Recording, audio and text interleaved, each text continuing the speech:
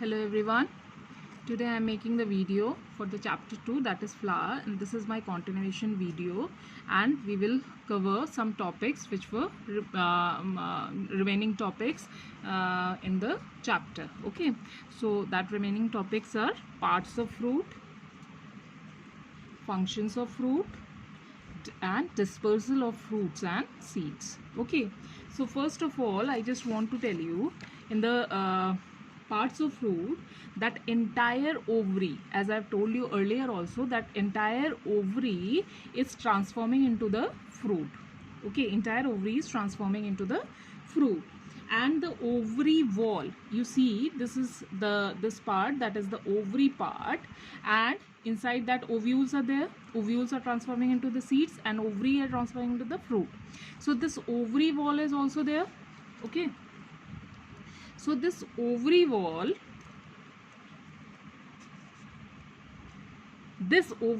is forming the pericarp.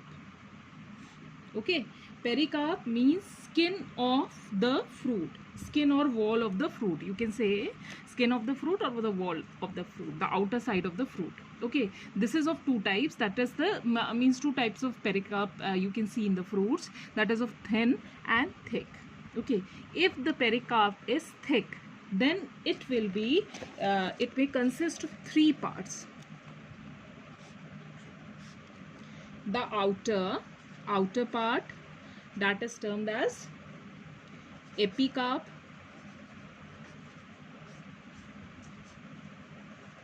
Okay, the middle one we are talking about in terms of fruit bitter. Okay, so in the fruits only, when the pericarp is the outer part, when it is the thick part, that is the epicarp. The middle one, it is termed as mesocarp,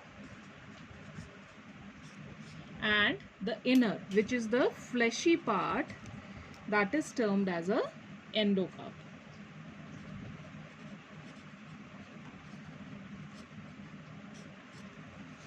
Okay, that is clear. Now see, I'm just showing you the diagram of the fruit here. Like suppose this is a mango. Okay, so inside that you will see the seed part. Okay, seed part of the which we are taking. Now this part, this is termed as epicarp, the outer part.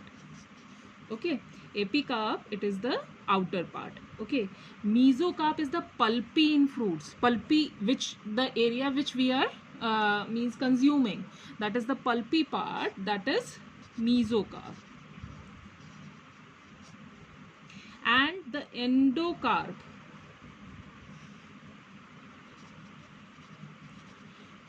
this is the inner part, that is the endocarp, is often very thin and membranous. Upper seed covering. Okay, that is the endocarp. Okay, and this is the part, it is the seed.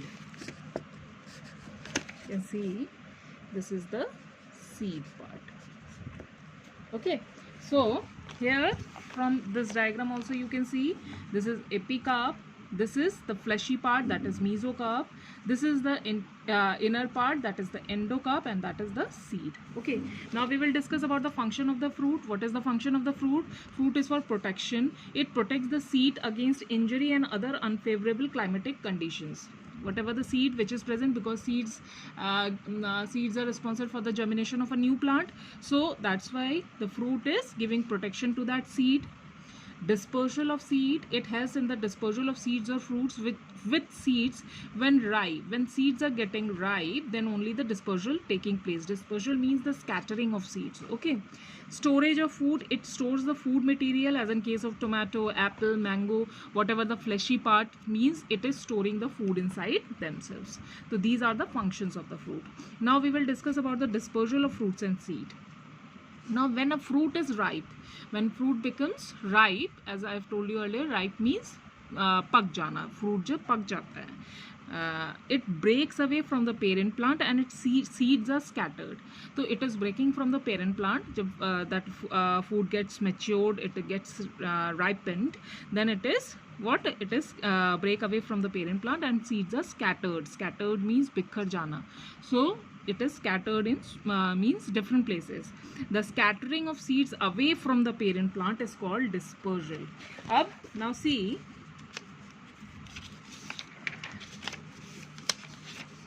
suppose कि this is a parent plant, okay, this is having some seeds, okay. So when these seeds are dispersed means scattered away from, कुछ seeds यहाँ आ गए, कुछ seeds यहाँ आ गए, तो what will happen कि new plants will arise from those seeds, okay, new plants will arise.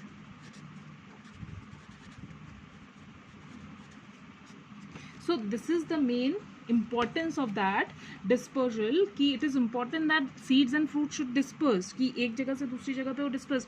Otherwise what will happen कि it will become overcrowded. If they will not disperse, they will not go from one place to another, means they will not scatter from one place to another.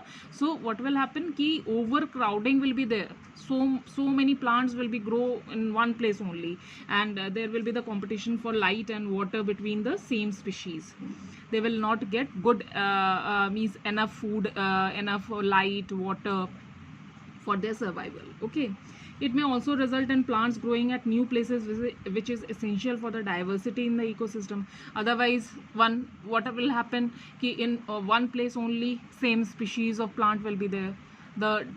So if the scattering will be there, scattering of seeds will be there, so all type of plants will grow in all the places, okay, in the ecosystem. The three ways of dispersal in seeds are by wind, animals and water. So three ways by which seeds get dispersed. It is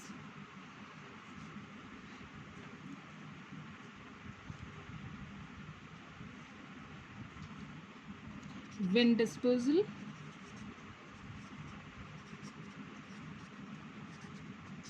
animal dispersal,